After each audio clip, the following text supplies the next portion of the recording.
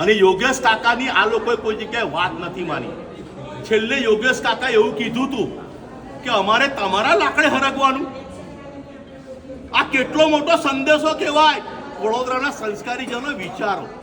અને આ લોકો ઢોલકા અને એક લુખ્ખો હતો જે લોટો અને લોખંડની પેટી લઈને આવેલો, એ આ ભાજપના કાર્યકરોને કહેતો હતો ખેસ પહેરીને નીકળો, હું જોઈ લઈશ, હું જોઈ લઈશ, આવું કહેતો હતો.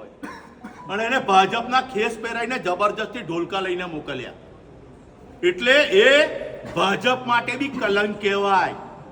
હું તો મૂળ સંઘનો વ્યક્તિ છું અને મને ખબર છે ભારતીય જનતા પાર્ટીના સંસ્કાર આ ના હોય, આટલા લુખ્ખાગીરીના ના હોય. અને જ્યારે એક દીકરી પોતે એવું કીધું, એનો ગુનો થઈ ગયો કે મેં તો કોંગ્રેસને વોટ આપ્યો, એની આંગળી પકડી લે ઘરમાં ઘૂસીને.